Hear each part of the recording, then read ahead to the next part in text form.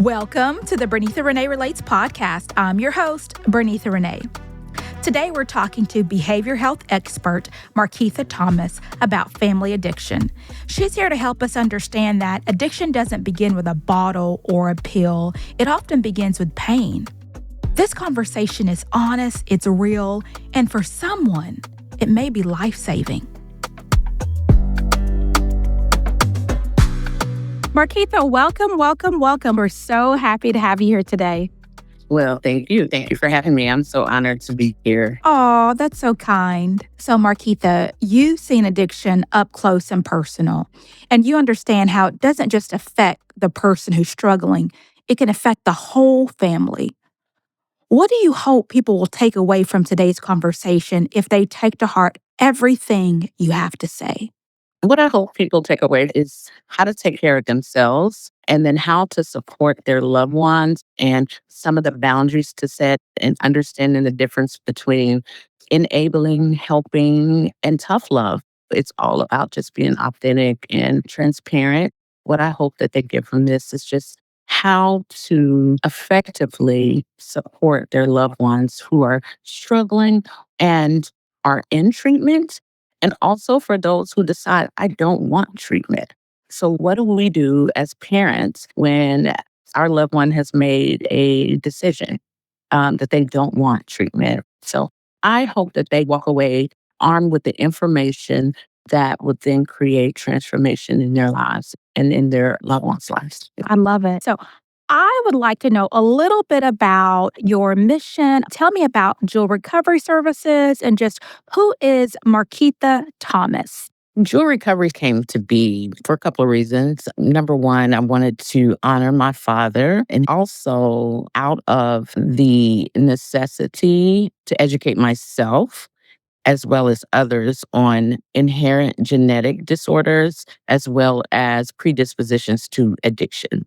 I am an interventionist and I am a family recovery coach. I've worked in various operations and business development. So I do a little bit of all of that with Jewel Recovery. What I do is I support people, those that are struggling, the forgotten about, or the people that people just kind of just gave up on in a way, right? Like they're really struggling. And so I support the family and I will intervene on their loved one. Some interventions are cut and dry, and some interventions are kicking the door in. But that's what I do. I use a modality called Love First. And if I can't use that model, I'm going to use a portion of it because I think that love heals. Absolutely. I love that. Well, I would like to step back a little bit and understand better how Jewel Recovery even came about. How did you become this amazing woman? Take me back to your early years in life. So, born to a teenage mom, my grandmother and my godmother helped support her in taking care of me. Grew up in a little small town close to the Delta in Arkansas, population about 1,200. I'm just a country girl. And about age 5, I was diagnosed with sickle cell anemia. I can remember being sick a couple of times before that. And then at 5, I was diagnosed, and that was just a part of who I was. But I was taught to be really strong. So I am a strong girl because I was taught early on to be strong, that this wouldn't define who I was. Yeah. Can you share with me a little bit about sickle cell anemia? I actually have a cousin who happens to have that disease, and I see her continue to fight this disease. But for people who aren't familiar with it, can you tell us about what this disease is, how it affects you, how it makes you feel, and just how it's impacted your life? I sure will. So sickle cell disease is a genetic blood disorder. It takes mother and father to make the disease. So although there were a lot of things I didn't know about myself, that's the one thing I did know is that it took 2 people that had some way been affected by this disease in order for me to have this disease. You have episodes. The episodes are called crises. And so the long and short of it is a bone crushing, very, very painful disease because what happens is there's not enough oxygen getting through the bloodstream. And so the anemia, some people think that the anemia is in iron. The anemia is in blood. So you're deficient in blood. So what happens is you don't have enough blood volume to pump through, and that blood volume that you do have don't have enough oxygen because the cells are abnormally shaped. And so at 5 years old, I was taught that normal cells were capsulated, right? And if you tried to put something in, the oxygen would stay. That my cells, a large portion of them was shaped like donuts. And so it didn't have the other side. So therefore, the oxygen wouldn't stay in. And so whenever the cells are trying to get through, they get kind of clumped together like the old game, monkeys in a barrel. And in those places, it's a loss of oxygen. And what happens is infarctions happen. And so what that is that if you're having a loss of oxygen in your bone marrow or in your bone, then that creates infarctions where there's not enough oxygen getting there, so it kills that bones. Same thing with your organs. And so you just have multiple crises all over your body. Oh my goodness. So what you experienced from the age of 5, and you said even you remember some things before that, was just a lot of pain? A lot of pain. I remember I had went to our local hospital a couple of times and they would put like a sling on my arm or something. They didn't quite know what it was. But this particular time, I remember my aunt coming and knocking on the door, and I couldn't get up and open the door. I couldn't walk. I couldn't do anything. My fever was so high. I was seeing like green frogs just dropping down everywhere, And so I was in there just scared to death and so sick, and I couldn't walk. Like the frogs were real, but they were not. And so she took me to my grandmother's house, and they called my Uncle Bill because that was the routine. Called my Uncle Bill, and he came and they took me to Little Rock to the hospital. It just so happened to be a lady there that was studying. She was actually doing like her residency at the Children's Hospital. She was from Detroit. Detroit has a really high population of African Americans, and African Americans are largely affected by sickle cell. That's not the only people that suffer from it. They did descend from the Mediterranean area. But after several tests, she said that I sound like the kids that were suffering with sickle cell anemia. And so they ran a test, which is called electrophoresis. And that test showed that I indeed had sickle cell anemia. And so that's how my diagnosis came. But I remember the short set I had on that day. Wow. Because you were in that much pain, it traumatized you. And thank God she was doing her residency to identify those symptoms. Who knows how long you would had to suffer. So how do they treat it? It's treated with IV fluids and pain medication. They give you antibiotics. I later learned from my dentist that the antibiotics were kind of overused, which caused some damage of its own. But that's pretty much it. And it's something that just has to run its course. It is a cycle. And what is happening is that you are producing more abnormal cells than normal cells at that time. And so it's kind of like going through a chute. And when it comes through the chute, some of the cells are going to come out normal and some are going to come out abnormal. So they hydrate you, they treat your pain, and a lot of prayer. You've mentioned to me in the past that there were times that you went to the hospital and you were in crisis and you were in so much pain, and the medical community didn't always make you feel the best because they thought you were maybe seeking drugs. How did that make you feel? And how do you think that affects other people who suffer from sickle cell anemia? That's a great question. So it's not a unfamiliar situation for sickle cell patients who suffer with pain crises to be labeled as drug seekers. So yes, I definitely was labeled as a drug seeker numerous times. I knew that for me, I was seeking a way to stop this bone crushing pain and not necessarily seeking to change the way I felt mentally or in any other way. I wanted the pain to stop. And there were times that medical professionals labeled me, put things in my chart that made me feel very shamed. My integrity is so big to me. And I can remember early as a child understanding the difference between sick or hurting. And to try to talk to people from a medical profession that sees this disease all the time, it made me feel very discredited. It made me scared. It made me not feel safe to be able to disclose my true feelings. I was in pain and I needed relief. Just a whole nother layer of trauma. You're made to feel shameful for needing help for real and true pain. Definitely. And it was not something that I signed up for. It's an inherent blood disorder. They teach you to survive. You didn't make up the protocols. And so when you adhere to them and then you're discredited for adhering to them, I know that there are people that have chronic pain that eventually end up dependent and then addicted to pain medications. But it was not my reality. Sometimes medications were withheld, even though you were in the type of pain that you can barely breathe. You're a kid. You have no fighting defenses. I'm screaming at the top of my lungs, and most sickle cell patients are. I've seen grown men cry like babies, and it's just tough to be discredited for something that you never signed up for. Yeah, my goodness. So, as you grew up and into your teenage years, how did this start to shape your relationships? I know at some point you had children. Can you tell me a little bit about that? Yeah, so it really did affect a lot of relationships, and I can see it now in hindsight more than anything. It really affected whether I was a happy or sad kid, right?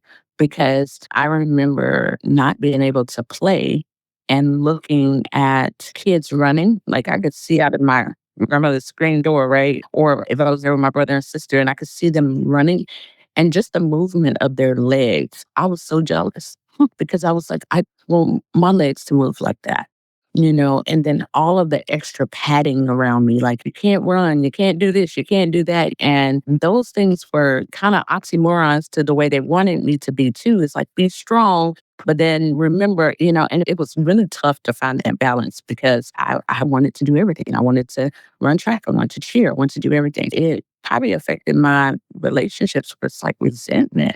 There were things that I would be really excited about, and finally they learned.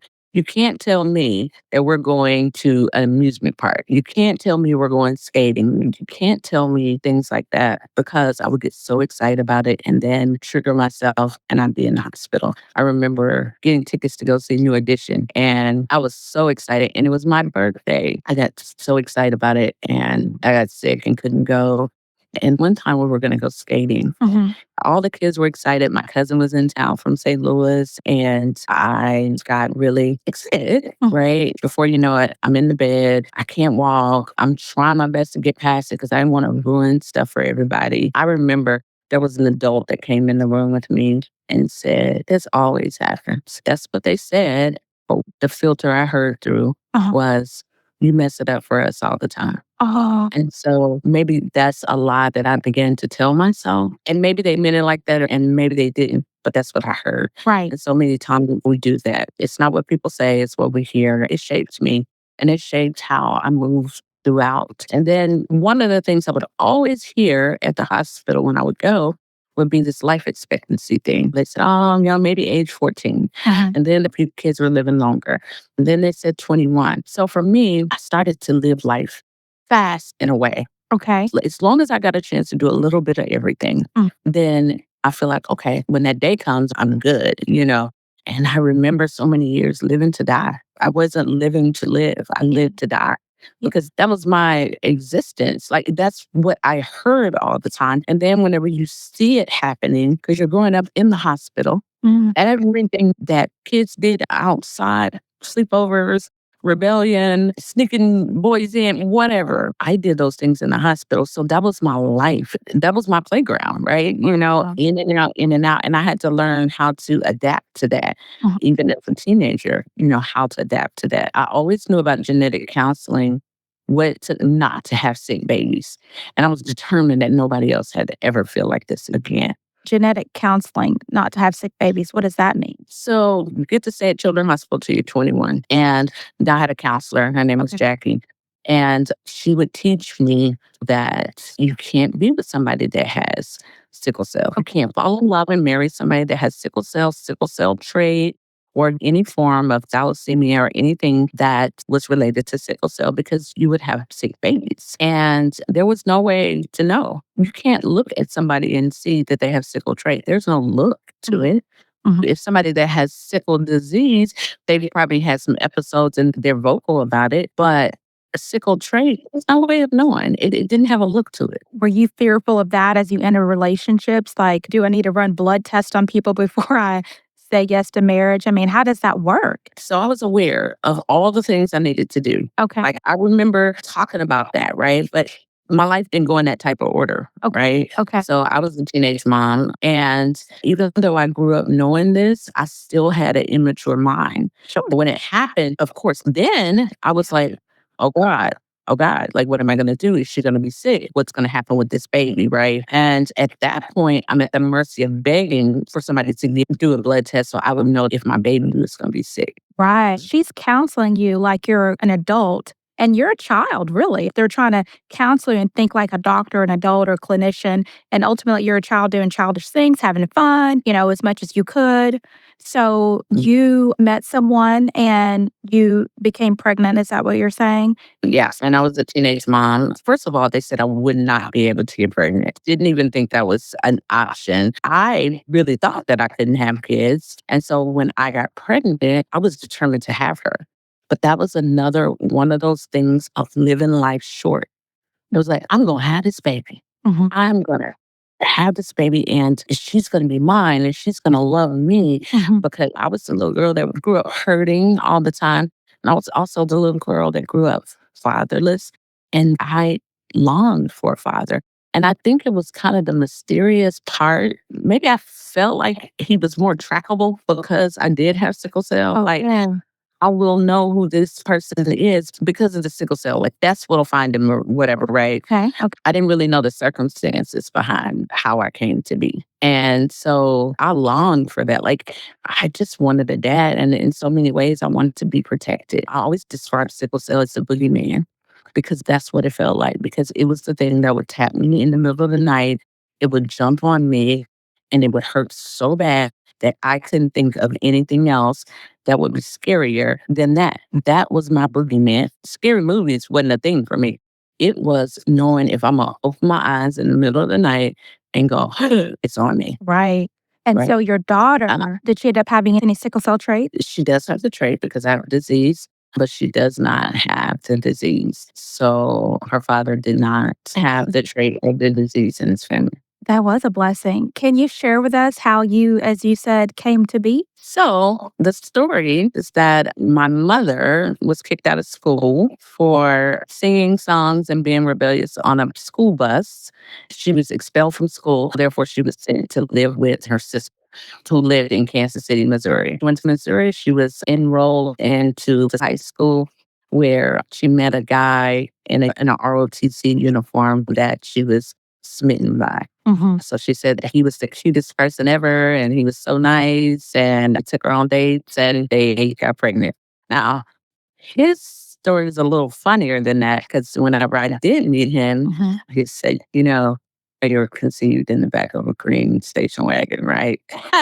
So those are the two versions. But my mother lived in Arkansas, and so she was sent to Kansas City. And she called my grandmother, told my grandmother she needed baby clothes. My grandmother said that she hung the phone up and got a Greyhound bus ticket and rode the Greyhound all the way to Kansas City. And she picked her up. She took her back to Arkansas. She hadn't even started showing yet. And so my grandmother picked her up and took her back. And that was it. We came from a community of people who it was nothing. It was normal. It was abnormal if you had a dad. Your grandma didn't ask her, how did you get pregnant? Who's this young man? Did she ask any of that? No, she picked her up and took her back to Arkansas. He didn't matter. Oh, It didn't matter. I think they were like 15 years old and it didn't matter who he was because the plan was if you're pregnant and you have a baby, we'll take care of the baby. okay. So it's a community of women raising the children. Absolutely. So my mother went back to Arkansas. Her boyfriend at the time, before she left, right, they came up with this like little plan that he was like, I'll just take care of the baby. She'll just be mine. Okay. And I'm gonna go to California and get a job and I'll come back and get you and the baby. Okay. Right. He had an affinity for big trucks. So he wanted to learn to be a truck driver. And so he went to California, did just that. But the only part is he forgot to come back and get her and the baby. And this kind of continued. So I never would hear really who my dad was. But I would always hear that when this guy did come in town, which I could count maybe 3 times in my life, when I was younger, when he would come in town, they would say, "That's your dad." Okay. I would see him. And me, I'm just putting myself in it. My name's Marketha. I hear you're my dad, you know? And he'd be there with his wife and his daughter. And he didn't embrace that. But then there were other times that I would see him. And when he would say my name, he would say his last name with my name. Okay. You had no real And then, understanding. yeah. Then I met his dad, my grandpa. He became my biggest cheerleader. He taught me how to drive and everything. And he was amazing. I just wanted a daddy so bad. I just kept on throwing myself on him. But his dad was so good to me that it kind of, gave me that paternal kind of feeling. When I was in the 9th grade, he passed away and there was no more connection. Other than eventually I met his daughter, who became my sister and lived with me at one point. And I met his son, who came from California to stay with me for about 8 months. And then his youngest daughter, who I brought in and took care of her while she was in the 3rd and 4th grade. But I still somewhere felt like there was not a connection there with him. But I wanted it, so I would ignore the signs. Okay. The messed up part about this is that nobody ever told me the jig's up, right? Because they knew that's not what it was. Yeah. And I remember in the 10th grade, my mom was filling out my school schedule, and she said, "You should get an ROTC." And she said, "I had a friend, and he had these ribbons and da, da, da." And so I did that. Wow. Or every now and then she would say, "You have lips like a friend of mine." But the whole time she was alluding to the guy in Kansas City. And she knew all the time. But why do you think it is that she never told you the truth? So my little brother is 2 years younger than me. She ended up marrying his dad and then having my sister, who's 2 years younger than my brother. And I just think that she had a life. He was there. It was no reason to revisit that. Now, I will say to her defense is that she went back to Kansas City and I was less than a year old. Okay. She did go back and she went to their family church and she went to let them know that this is y'all's baby, right? For whatever reason, my dad was not there, but she went back to the house to talk to my grandmother, whose name is Jewel, and my grandfather, whose name is Jesse Jewel Thomas. And so she went back home to talk with them. At the time, my grandmother was raising 4 boys and she had a plan for their lives. And having a baby wasn't in the plan. And from what I understand is that she was not very accepting. Sometimes I look at that and I look at, was she not accepting of me or was she not accepting of changing the trajectory of her son's life? Right. Because the rejected girl in me have lived with, did she reject me? But the healed girl in me said maybe it was just about changing the trajectory of her son's life. Right. Because she had plans. I'm sure if you would ask her now, I imagine she would say something like, it wasn't about this innocent baby. It was more about, I had expectations for my son and I didn't want them to get derailed. And I wonder also if your mom maybe didn't tell you because she didn't want you to feel the rejection that maybe she felt when they rejected her as the mother of the son's baby. And maybe she didn't want you to feel that rejection. And she just maybe kept that from you as a way to, in her own way, to protect you. And that's it. You just summed it up. And see, so many different things happen and so many people kind of dictate, they're reading the script of your life. Right. They're narrating your life and you're just following that, right? And people weren't transparent about things. And not even just about that, but just about things. Don't worry about it. You're a kid. All these things that really didn't allow us to have an opinion or ask questions. I was afraid to ask a lot of the time. Even whenever I really, really wanted that, when I felt really, really sad in my heart about, now my community, it wasn't dads around. But when I went to school, and I came from a predominant white town, and it was 1,200 people whenever I left, and I would say maybe 300, maybe. Blacks. So you went to school and you saw dads in the pickup lines. You saw dads coming to the games and stuff like that and TV. So you got to see Leave It to Beaver and Eight is Enough and the Huxtables and all the stuff that were about families. And it was like, I did not understand that and I wanted that. And she has been vocal about like, I grab my baby and I laugh Your mom. because I'll just take care of you and don't worry about that. We don't need them, right? And so she definitely didn't want me to feel those. Yeah.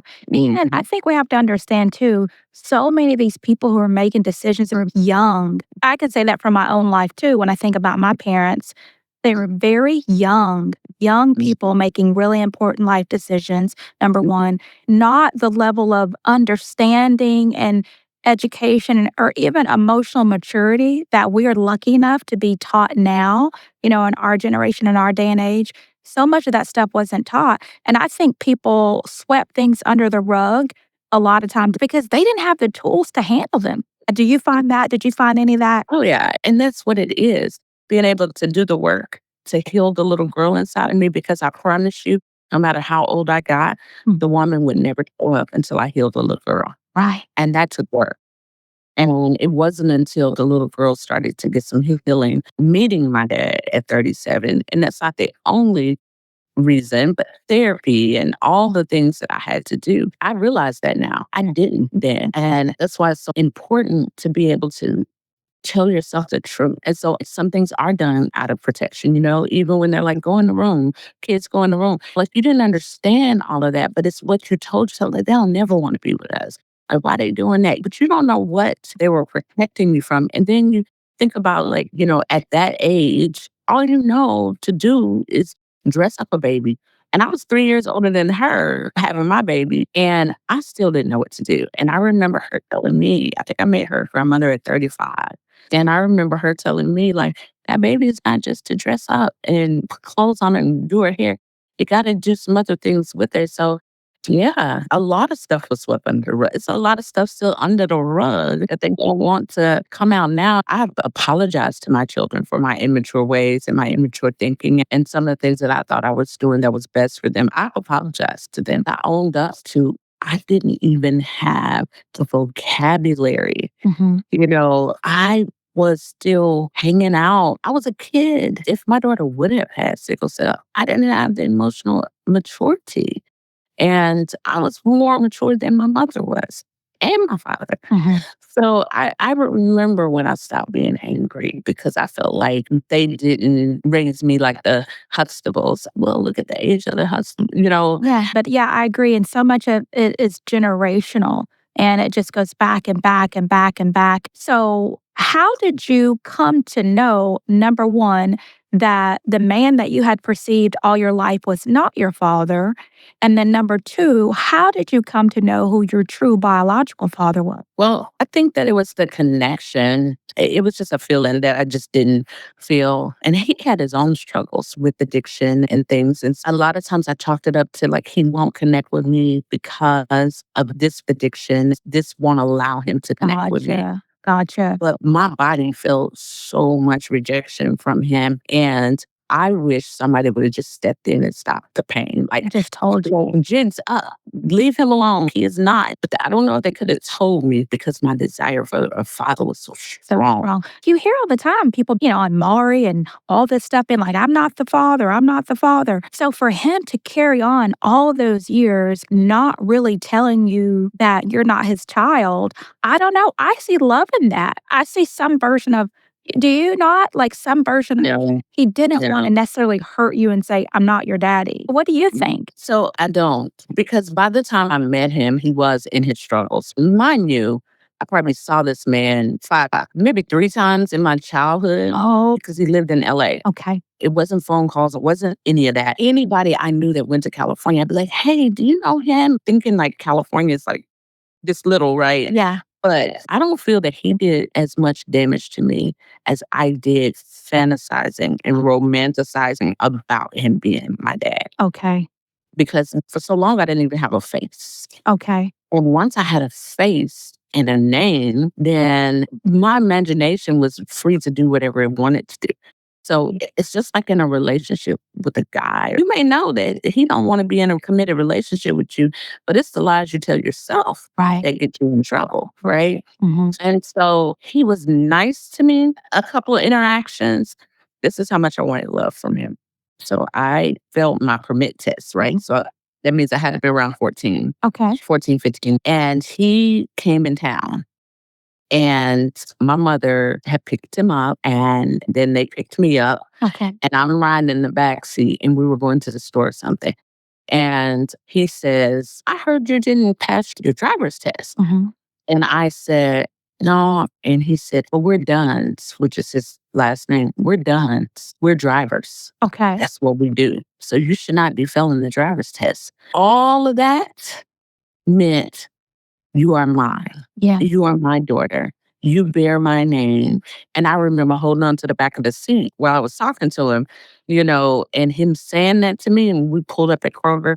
And I will never forget that day because that was the day that he said, we're done. That was my hope. And so then I'm free to dream and fantasize from that point on. He may have not physically been there, but I did have somebody that I could tell on the boogeyman to, right? That's all I wanted was a protector. So many things are swept under the rug, hurt, abuse, molestation, and just different things that happen that I needed a protector. So I had a hero in my head, and his name was Dad. You were just going to sort of drop somebody into that spot.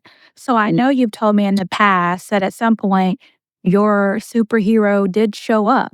Your real dad, you found out who your biological dad was. How did that come about? Well, I went in the hospital. I was having a sickle cell crisis, and they could not control the pain.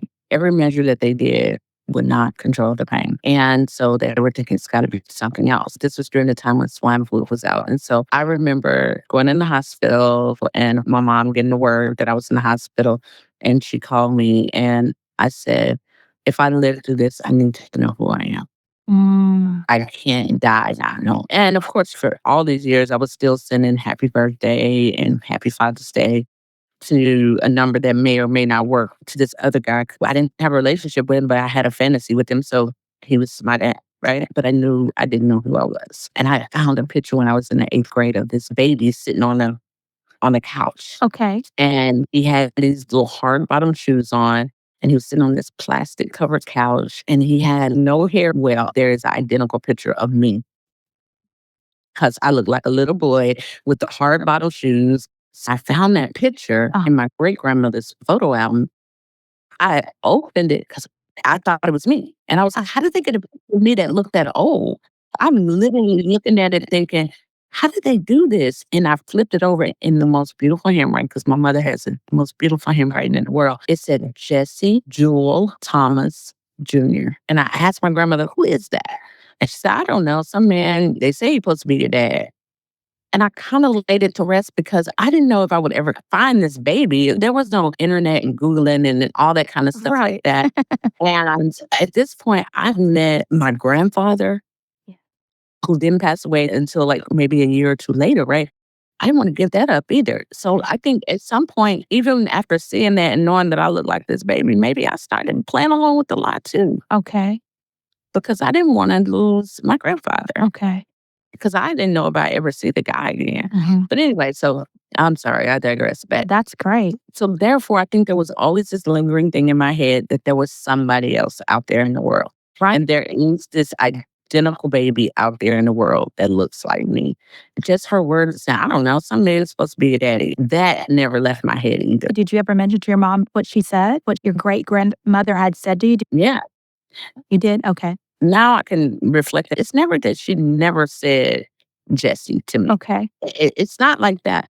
But it was in such a passive way. It was like Jesse was a friend. But I always thought a child stays in a child's place. And I always felt like it would be disrespectful for me to ask her stuff. Like my grandmother was saying, don't talk under my dress, right? And that meant you don't get in my business what happened up in my skirt, right?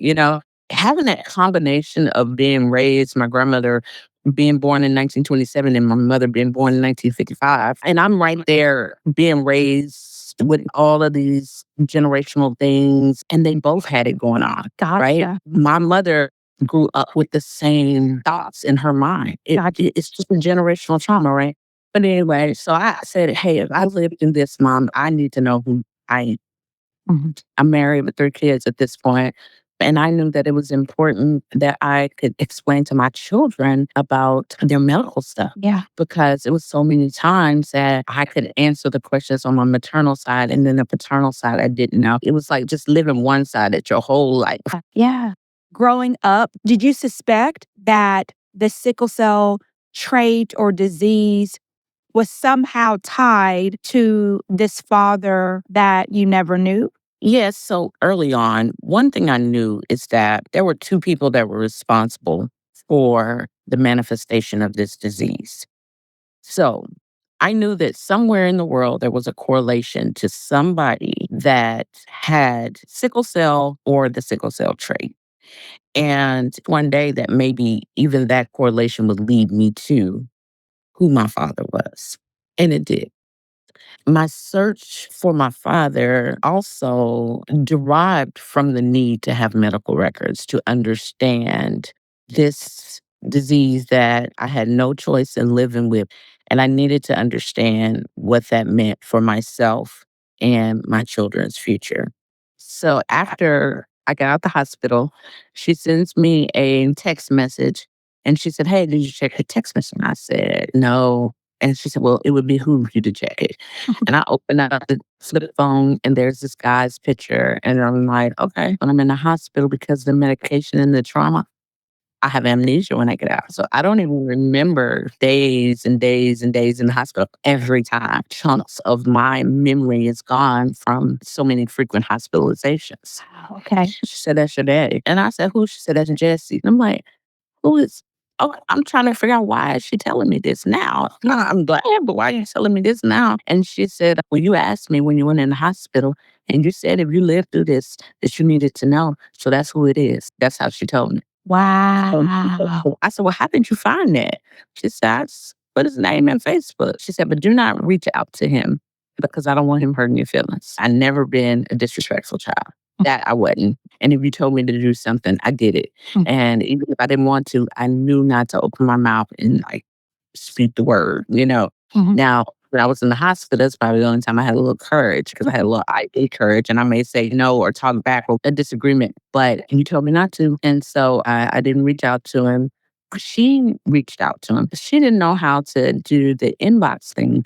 So she ended up writing on his wall on Facebook, how you can just write on somebody's wall. Like a public post. Right. Okay. And he didn't respond. So I got up one night and said my prayers. And I remember it was November the 18th. And I sent him an inbox because I was too close. I'm too old. She wasn't going to whoop me. You know what I mean? So, I mean, this is my Post, yeah. And here I am again given control of what I needed. That's right. Expectation of a relationship. No, never thought that. Never. But I sent him a message and my mom's name is kind of different. So I said, do you know her name? And do you know sickle cell? Told him a little bit like who I am. And it wasn't like I'm your daughter because Right. I still didn't know. Okay. And 2 days later, he reached out to me and he said, I do know your mother. And I have a sickle cell and I have a son that sometimes whenever he plays football, sometimes he cramps up really bad and they say it's on his sickle cell. So that day, we talked on the phone for hours. And I felt like I was talking to myself and he kept saying, this is crazy. I feel like I'm talking to myself. And we laughed and we talked and we laughed and we talked. And he said, you know what? I don't know if you mind, but you're a cool little girl. And Is that what he called you, little girl? little girl, How did that make you feel? like a little princess. Yeah. It depends on how he said it, Yeah. but for the most part, a princess. But he did have a pet name for me. He called me Jelly Roll. And that just oozed love. My Jelly Roll. When he emailed me and everything, he would say, hey, Jelly Roll, what you doing? Yeah. So we talked every day. And while we were talking, we were like emailing. And so this was November the 18th when I reached out. He reached back 2 days later. And I told him, I said, look, you're a nice guy too, but I'm on business. And the business is I need to know my medical history. Okay. We've got to do a blood test. I needed to know who I was. And I had no expectations of a relationship at that point. You had sort of healed in that way. You weren't chasing that dad anymore. No, I was protecting that little girl I see. because I had been so rejected by the other guy. If I didn't go in with expectations, Mhm. he couldn't hurt me. Oh, I see. Okay. So you get the blood test. It comes back what? 99.98% Jesse Joel Thomas little girl. Yeah. Yeah. And it was the first time I ever looked in the mirror and I knew who I was, my whole self was. Yeah. And that was weird. I'm like, I know who I am. So there's two things I kept looking in the mirror going, I know who I am. I got a daddy. And I'm 37 years old. Mhm. And we had talked so much. I already loved him and I know he already loved me. And so he called me that evening Mhm. and he said, Hey, Jelly Roll. I said, Yes, sir. Guess I got a baby girl. I said, I guess so. Oh. Yeah. So then did you get to meet extended family? Yeah. So he has a son. Whenever he found out, he immediately called me. And Your brother. mhm, Okay. my dad wanted to be the one to tell him.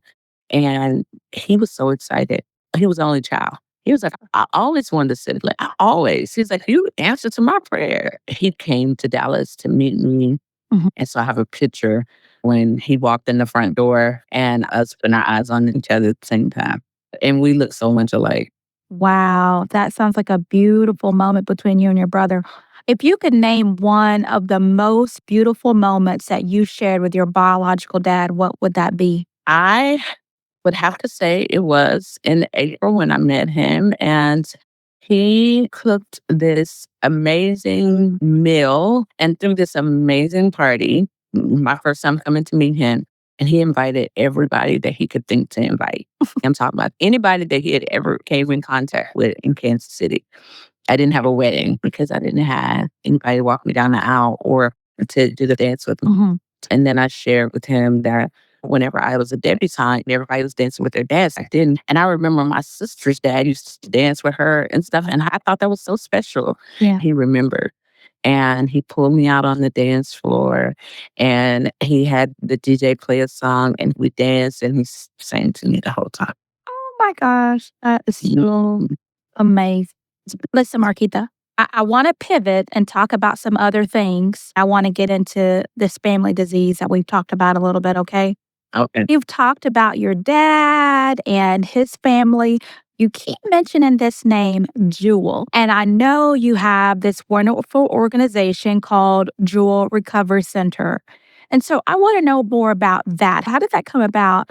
And I'm curious to know if there's some sort of connection to your dad's family because you named it that. Yes. So Jewel came about because of losing my dad. I had my dad for 3 years, and that's all the earthly time I had with him. By the time I met him, he had struggled with alcoholism and was determined to get sober. He tried to get sober on his own, and he took a fall, and he had a subdural hematoma. After that, he just had these repeated seizures over and over again. And he was having to go to the hospital all the time with these seizures. He called me and he said, Baby girl, I just want to give you what I've given the rest of the world. He had been so successful and he would show me all these things in picture books. And one day he was like, I want to give you what I gave everybody else, and decided he wanted to go get sober. And I didn't know what to do. And I did everything wrong. Mm. Like taking him to a county hospital, not knowing the proper place to take him, not knowing if it was safe, just didn't know anything. It took 6 hours to get him assessed. And then whenever he got to the point of he could not deal with the pain of the withdrawals and the cravings, and he left and he was upset. And when he got upset, I did what people naturally do. I got upset too. Mhm. So now I'm mad at you.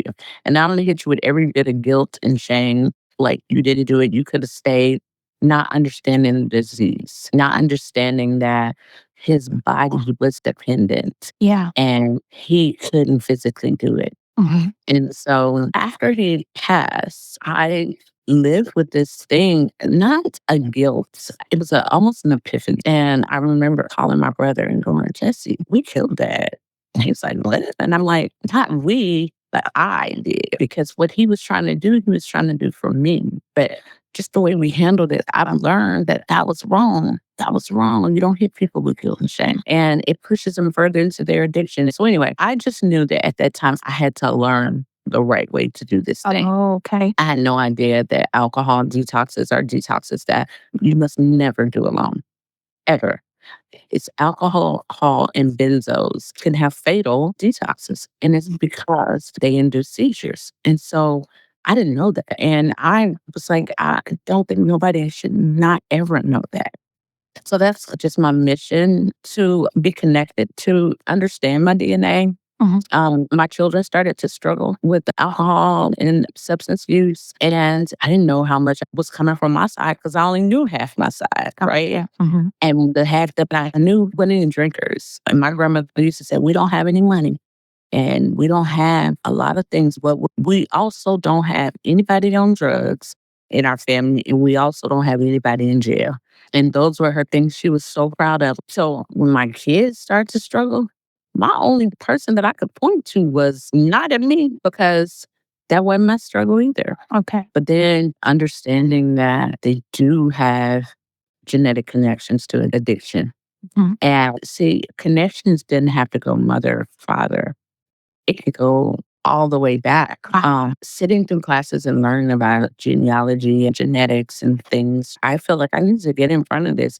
And I just remember being so scared and not knowing what to do. My daughter was suicidal. She was in a really bad car wreck where she broke her neck, her back, her sternum, tibia. All of these things was forming Jewel, and I had no idea. So then you ask, why would you do something that's so heartfelt in the name of Jewel, right? Yeah. Because even though my daddy is Jesse Jewel, that was my grandmother's name. It was Jewel. And I always imagined what the conversation with her and my grandfather when they met. My name is Jewel, and oh, my name is Jesse Jewel. And they spelled it exactly alike. And so I named the company Jewel Recovery Coaching and Consulting because I came from a very powerful lineage of Jewel names. My grandfather's name was Jesse Jewel Thomas Sr. My grandmother's name was Jewel Thomas. And so my father's name is Jesse Jewel Thomas Jr. My brother's name is Jesse Jewel Thomas III. And my niece's name is Jewel Thomas. And I just believe that it was a way to honor my family, my father. And in some ways, I believe that had my story been written a little differently, being the first girl, I probably would have been named Jewel as well. And so she had 4 boys. When I did lose my father, my uncles really stepped in. My dad, he laid the foundation. They really stepped up and they really carried it towards. So I felt like it was only right to name it Jewel because it has such a significant memory and impact. Right. My logo for Jewel Recovery is a big jewel in the middle, which represents my grandmother and my grandfather. And on the sides of the big jewel in the middle, there's 4 stars. The 4 stars represent their boys, right? On one side, there's 1 single jewel, and then there's 3 on the other side. Because my father was affected by addiction. And since then, last year, I lost my other uncle. And so now there's 2 little stars on one side and 2 stars on the other side because I've now moved my Uncle Arthur to the other side. He had some health complications, but they were also compromised by addiction. I had put him in treatment. He reached out for help. This disease is just so powerful. It is another reason that Jewel was created, to make sure that the proper protocols being taken. My father, he was in pain. He was withdrawing. He was dependent upon this alcohol that he used daily to self-medicate. Later, also finding out that he suffered with not only sickle cell trait, but the disease. And so he was diagnosed, you're saying, with the trait, but he actually had the disease. Exactly. So Gotcha. he thought he had the trait his entire life until we went for help for the addiction. And we end up going to the same hospital hospital he was born in that had all his medical records in Kansas City. That is when the nurse called it to our attention of his level of S hemoglobin. And it was disease versus trait. Once he did try to come off of the alcohol, he often spoke about pain. He often spoke about his legs hurting or his back hurting. And so maybe he did try to find, relief through alcohol. Maybe it started out partying, doing what teenagers do, but he did find some type of relief from his pain. I don't know. I just know that he was more aware of the pain in his efforts to quit drinking. And so, since you've learned so much about addiction and just the proper ways to manage addiction, what have you now learned that you would tell other, let's say, parents about addiction and how to better handle it, or what you wish you knew back then when it comes to talking to kids or talking to people in your family who are going through addiction? Be more transparent. With your own struggles, or what do you mean by that? Yeah, just being more transparent. I wish that people were more transparent with me. I can remember trying to be my kid's superhero. They were just so not aware of struggles in life. Everything was fairy tales. When your life is built on not being transparent, I don't know that you know how to be very transparent. So when you say that, for example, I have a stepson who's 21, and my husband, his father, has told him, especially when he was young and he was coming up, he would say things like, if you ever go to a party and some things are going on and you don't feel safe, or they're doing things like drinking, smoking, or whatever, call me. Or if you find that you're drunk yourself, you call me, because I don't want you to get behind the wheel and drive. And so I think about that. Could I have called my parents and say, Mom and Dad, I've been drinking, come pick me up? No, I couldn't have. I would have been terrified to do so. Of course, you don't want your kids to be drinking and carrying on, all that kind of stuff. But I still think it's important to tell kids, these are the kind of things that could happen. I don't want you to do these things. But if they do, I'm your safe place. I'll be there for you. When you say transparency, that's just one of the things that comes to me. Well, see, everything was a secret for me growing up. So whenever I had kids, I was a little more transparent, but I wasn't as transparent. Like, I partied and did things, but when I look at things that they did, I'm like, I didn't do nothing, but I still showed up as mama. Yeah, I showed up as the fearing woman. It was almost like I was not transparent enough, so they could not relate to me because I was the praying mama. I was the trying to be right mama, and probably judgmental to a point of, like, oh, so they're going to do that around their kids or whatever. And I'm hiding a sip of a social drink or whatever. I wish I would have just kept it more real. I did allow them more of a voice and an opinion. I tried to do everything different from how I was raised because there was no transparency. So what I did was I threw away all the old and made this new way, created this new way, moved them to Dallas, and we're going to have this whole new life, right? And y'all going to have all this good exposure. And this good exposure in this good home and this church is going to allow you to blossom into these perfect people. Okay. Because mind you, I didn't die at 14, right? Right. So now they say 21. I'm still living everything short. By the time I'm 21, I got 2 kids. I get past 21 and I'm raising them like soldiers. I'm raising them with perfection. Like, you always take care of your sister. You do this, you do that. I still was living to die. Preparing them for, like, you may not be here, so learn that for yourself. Absolutely. Not even thinking about how that was traumatizing for them.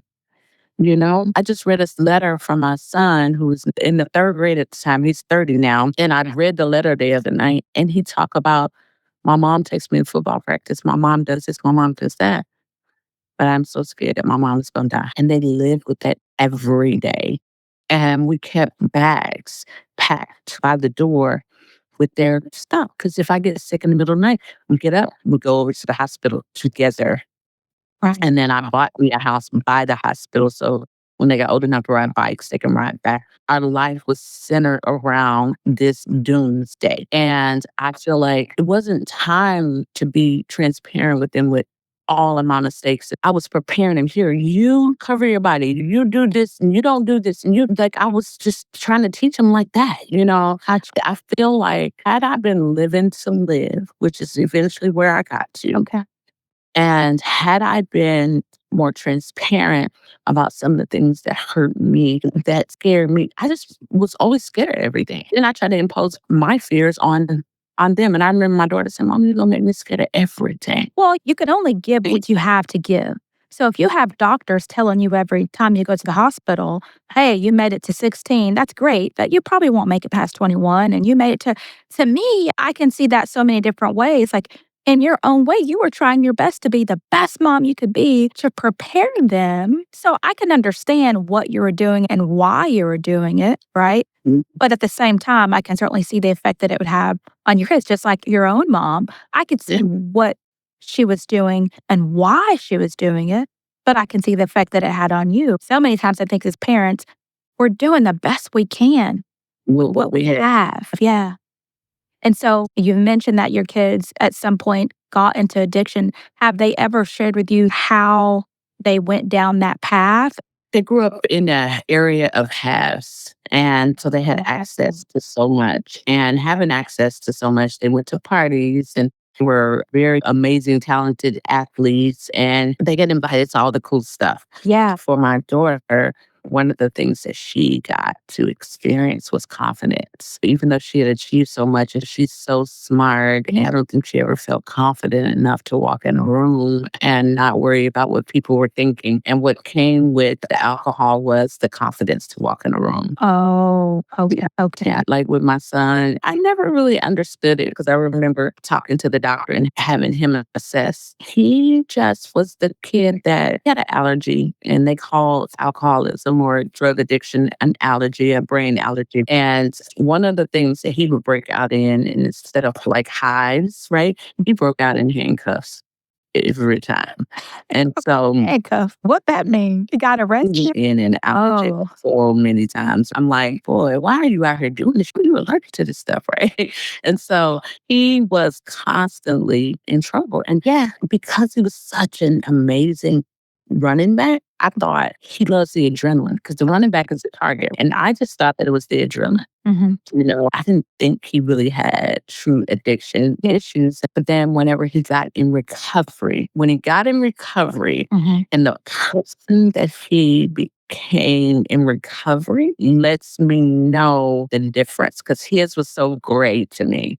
That's very interesting. Yeah, addiction can show up in all kinds of different ways. I've shared with you in the past that my biological dad suffered from addiction, and my stepdad, who raised me, he suffered from, we would call it just drinking, but he was what I understand now, a functioning alcoholic because he was always drinking beers all day long. Right. But he was very functioning, paid his bills, did what he had to do. And, my addictions didn't necessarily show up in alcoholism, but other ways like perfectionism, certainly a food addiction. So, yeah, it can just show up in all kinds of different ways in people. So, hearing about your organization and what you're doing to help people, I think these are great tools. Just as you mentioned, transparency. So many of us, especially in our community, we don't have the tools to even know what to Right. say to try to help one another. It's a wonderful organization. And I appreciate you sharing your personal story of how this came about. I know you are now the president of TAP. So can you tell me a little bit about how that came about? Yeah, so this year in March, I took over as the president of the Texas Association of Addiction Professionals. I attended meetings there and eventually was asked to be on the board. And I served as parliamentarian for 5 or 6 years.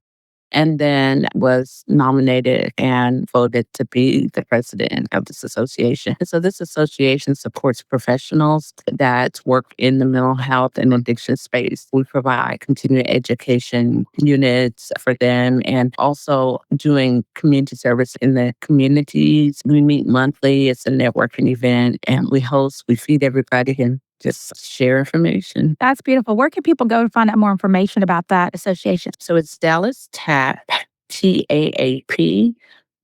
Very good. How in the world, Marketha, do you stay so light, so bright, so happy with all of this heavy work Therapy. Therapy. But some days are better than others. But I think the main thing is just I love what I do. And it does not feel like work. You are a big dump truck, so you got to have a big dumping field to dump it in. And that's my therapy. Line dancing, that's another thing that I love to do. And that helps relieve some of the stress and just trusting God and knowing that it's been some hard times. Yeah.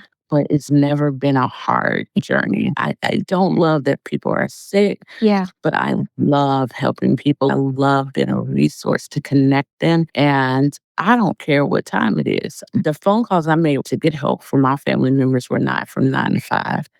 And so they say that's having poor boundaries, but I think that what I do, I can roll over and do so effortlessly and get somebody where they need to go. Now, I couldn't always do it effortlessly. So I had to shut down at a certain time because I didn't know all the resources. I didn't know the best place. But I'm telling you, you can call me and you can ask me, where should somebody missing 3 toes go? Like whatever it is, whatever specialty they need. So I've placed people in $100,000 a month facilities all the way to people in state funded facilities. There's somewhere for everybody. And I'm not the type that will sleep until people get the help that they need and families get the support they need. And I also have a whole list of people that will offer scholarships and pay for that person to go or at least to get started out. And I have not one problem in the world asking them if they would sponsor or support one of my clients or some random person I saw. Like I've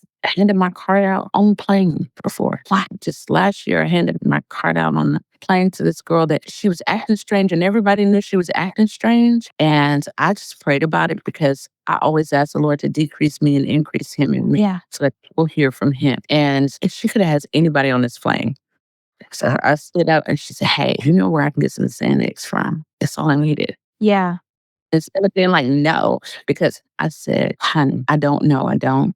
But I do have this for you. And I gave her my card. I didn't say anything out loud. She read it and she said, oh, I said, but I do have that for you. And my cell phone number's on there. And you can call me and I will do whatever I can to help you. And so she said, thank you. And so we get off and I said, but be careful with that, you know. I didn't tell her not to, but I wanted her to be careful. Get off the plane, I leave. The next day, I get a phone call from that little girl. She had passed out at the airport where you get your bags from. Yeah, the baggage claim. She was high when she passed out. But during that time, that episode, they found out she had a brain tumor. And she was all alone. We were flying in from South Padre. Yeah. She was all alone, no family here. And I was getting ready to go out of town the next day. And I said, I'm so glad you called. You don't have to do this by yourself. And I went to the hospital with her and just saw her through. And she was scared. And we were able to get in contact with her family and everything. It wasn't for me to get her treatment. It was for me to hold space. Wow, Marketha, that just blows me away.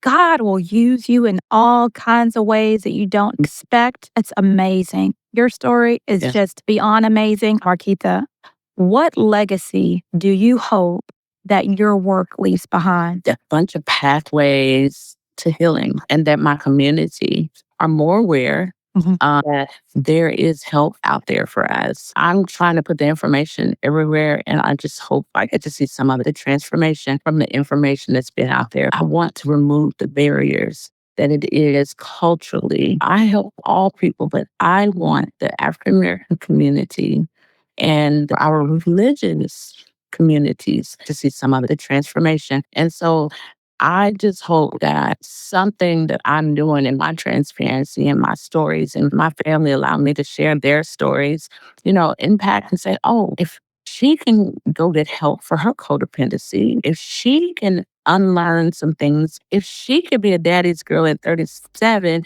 if she can transformation is possible. And what do I need to do? I just hope that my legacy leads to transformation. I love it. Listen, Marketha, you have blessed me today.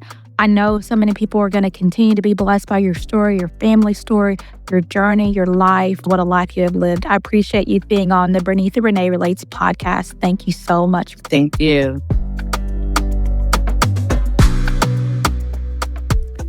You know, I've heard many people say the first step to recovery is admitting that you have a problem, but I'm not sure that's true. I think It's the people around you admitting that there's a problem. Today, I learned that addiction thrives in secrecy, and it grows when we minimize it. It deepens when we call it just a phase or just stressed or just drinking. But addiction is a disease, and diseases require treatment. If you or someone you love is struggling, seek help, ask questions, make that call, set the boundary, get the education. Don't wait for rock bottom. It's really important that I say this. We cannot enable in the name of love because there is help available. There are people like Marketha who understand healing is possible. So if you're listening and you're struggling with addiction, I want you to know that God has more for you. This isn't about pleasing others. This isn't about, anyone passing judgment. This is a genuine plea from my heart to yours. God has more for you. So tell somebody that you need help and tell them today. We'll post resources in our show notes about how and where you can find resources that help. And can you do me a favor? Follow me on Instagram at Bernitha Renee Relates and on Facebook and YouTube at Bernitha Renee Relates. Thanks for listening. I love you for it. We'll talk soon. What's been done is done again.